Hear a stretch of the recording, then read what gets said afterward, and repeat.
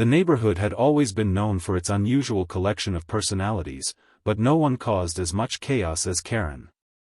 She wasn't content with petty HOA complaints about grass height or the color of mailboxes. No, Karen set her sights higher. Much higher. For years she had been building her reputation as the loudest voice in every community meeting, the first to file noise complaints, and the self-proclaimed protector of peace. But when she decided that the Statue of Liberty itself was a public nuisance, even her closest allies began questioning if she had gone too far. Karen had recently moved to an expensive condo near the harbor, one with a direct view of the Statue of Liberty. To most residents, the view was priceless, a reminder of freedom, resilience, and identity. People took photos every day, invited relatives to visit, and watched the sunlight bounce off the statue's crown as ferries passed by. But Karen, true to her nature, saw none of the beauty. All she saw was what she described as an eyesore, a disruption, and, most importantly, a personal inconvenience. In her mind, the statue blocked the skyline she believed she deserved. The torch, glowing faintly in the evening, irritated her when she tried to sleep. The tourist ferries, passing constantly with cameras and chatter, she viewed as a direct attack on her comfort. Most residents laughed at her comments when she first brought them up. They assumed it was another passing tantrum, like the time she tried to outlaw dogs barking past 5 p.m., or when she wanted Christmas lights banned because they made her condo look cheap. But this time was different. Karen wasn't joking. She wanted the Statue of Liberty gone. Her campaign started small, as they usually did. She circulated flyers throughout the complex, complaining that the statue was ruining property values. She started petitions, slipped under doors late at night, asking people to sign in support of beautifying the harbor by removing outdated structures. When no one signed, she escalated. Karen began showing up to HOA meetings, ranting about noise pollution, light pollution, and unconstitutional government negligence. She claimed the statue violated zoning laws, calling it a safety hazard and an illegal structure.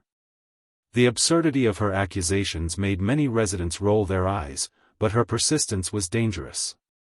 Karen had a way of making noise that attracted attention, even if no one agreed with her. Soon, her antics caught the ears of local officials.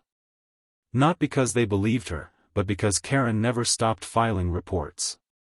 Every day she sent emails, voicemails, and legal complaints. She stood in front of City Hall waving homemade signs, demanding action. She even contacted the police multiple times, insisting the statue violated noise ordinances.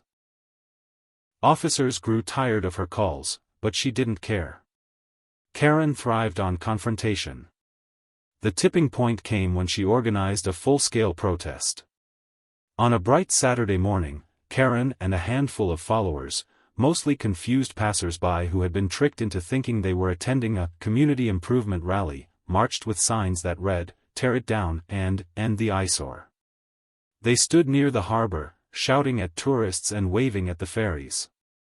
The spectacle went viral online within hours. Videos of Karen screaming about the illegal statue circulated across social media, turning her into both a laughingstock and a dangerous nuisance.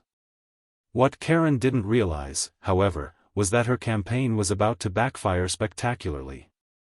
Her endless complaints and protests brought city inspectors into the spotlight. Officials, tired of hearing her constant accusations, decided to do what she wanted most: investigate. But instead of investigating the Statue of Liberty, they started looking into Karen herself. As it turned out, Karen's own property wasn't exactly up to code. Her condo was filled with unauthorized renovations, unpermitted structures, and violations she had hidden for years. Neighbors had quietly tolerated her rooftop deck, her illegal sublets, and even the unlicensed bed and breakfast she operated from her unit. But with Karen screaming so loudly about rules and ordinances, the city could no longer ignore her hypocrisy. It was ironic. The more Karen pushed to have the Statue of Liberty removed, the more the spotlight shifted onto her.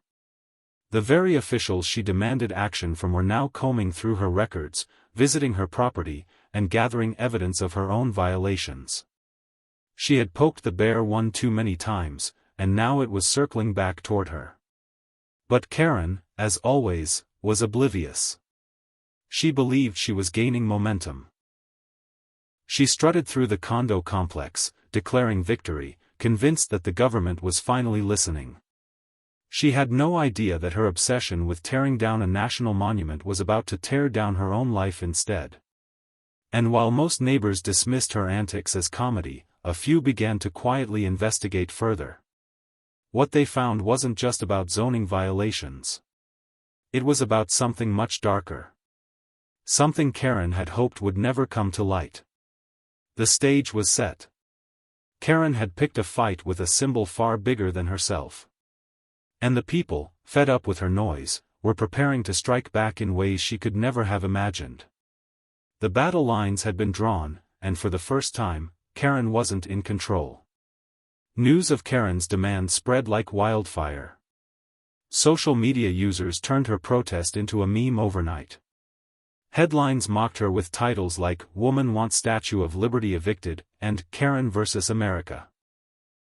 To most, it was a joke, but within the community, the laughter had a sharper edge. Residents were tired of her constant disruptions, and the Statue of Liberty debacle was the final straw. The first wave of backlash came from tourists. Many of them, hearing about Karen's complaints, deliberately gathered near her condo to take more photos, play louder music, and even chant patriotic songs. They weren't organized at first, but soon, groups began showing up daily just to mock her. Karen, of course, called the police, but officers refused to take her seriously anymore. They knew her pattern of endless, baseless complaints. Then came the neighbors. Quiet at first, they began recording her tantrums, posting them online, and exposing the hypocrisy of her lifestyle. Videos of Karen screaming at tourists were placed side by side with clips of her illegal Airbnb listings. Pictures of her rooftop deck, which she had built without permits, circulated in forums. Suddenly, the narrative shifted from "crazy lady wants statue removed" to "rule breaker demands others follow rules she ignores." Officials were now paying attention. Inspectors scheduled visits, not once but repeatedly, finding more violations each time. Karen's illegal rental income was shut down, fines stacked up, and her rooftop deck was marked for demolition. What she thought was her power play had turned into her undoing. But Karen was not the kind to back down quietly. Fueled by anger and pride, she doubled down. If the community wanted to fight her, she would fight harder. She staged more protests, this time hiring people to stand with her. She filed lawsuits against the HOA, the city, and even random neighbors she accused of harassment. Each case was dismissed almost immediately, but the pattern was clear: Karen would rather burn everything down than admit defeat. But with each move, the resistance grew stronger. Community members organized against her. They created coalitions, fundraisers, and campaigns to preserve the Statue of Liberty, not that it was ever truly in danger, but to send Karen a message. They placed banners across balconies, held candlelight vigils facing the harbor, and flooded city meetings with testimonials. Karen had awakened something she never anticipated: unity. For the first time, the people weren't just annoyed by her, they were united against her. And Karen, stubborn and blind to reality, kept walking straight into the trap that her own arrogance had built. By now, Karen was infamous. Her name was trending online, her face plastered across memes, and her rants replayed endlessly. Strangers recognized her in public, pointing and laughing. But while the humiliation was bad enough, the real blow came from the investigations into her property. Inspectors discovered unlicensed electrical work in her condo, fire code violations, and tax fraud tied to her rental business. What she thought were minor shortcuts now became potential criminal charges. Neighbors, once silent, submitted formal complaints and statements. It was as if every person she had ever wronged finally saw their chance to fight back, and they weren't going to miss it. The HOA, tired of years of disruption, voted to fine her heavily. They revoked her privileges, restricted her access to community facilities, and filed lawsuits of their own. For once, Karen couldn't scream her way out. Every door she tried to push open slammed in her face. But still, she ranted about the Statue of Liberty. She claimed it was a government conspiracy, that officials were out to get her because she had exposed the truth. Her protests grew smaller, her followers fewer, but her obsession never wavered. She became a symbol of her own downfall, the woman who tried to erase a monument and ended up erasing herself instead. Meanwhile, the community thrived. Tourism boomed, thanks to the viral story. Local businesses profited, neighbors bonded, and the Statue of Liberty stood prouder than ever, a reminder not just of freedom, but of resilience against one person's selfishness. Karen, however, became increasingly isolated. Even those who once tolerated her avoided her now. She had become the enemy of her own neighborhood, trapped by her arrogance and mistakes. And as the investigations closed in, so did her fate. Karen's downfall came slowly, then all at once. The city issued final notices, fines, demolitions, and a court date for tax evasion.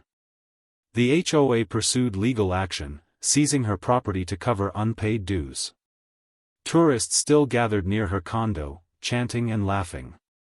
Every time she looked out her window, the sight of the Statue of Liberty mocked her. She tried one last desperate act, a massive protest claiming the government had silenced her. Barely a dozen people showed up, while hundreds gathered across the harbor to celebrate the statue instead. Cameras captured the scene perfectly, Karen, red-faced and furious, screaming into a megaphone while behind her, Lady Liberty stood tall and unshaken. That image became the final nail in her reputation. It was broadcast everywhere, the woman who fought freedom itself and lost. Karen's condo was seized within months. She disappeared quietly, her name surviving only as a punchline. The community, once fractured by her noise, grew stronger in her absence. And the Statue of Liberty remained, untouchable, a reminder that some battles are too big for even the loudest voices to win. Karen had demanded its removal, but in the end, it was her who was removed, from her home, her community, and from the life she thought she controlled. The people had made her regret it, and they made sure she would never forget it.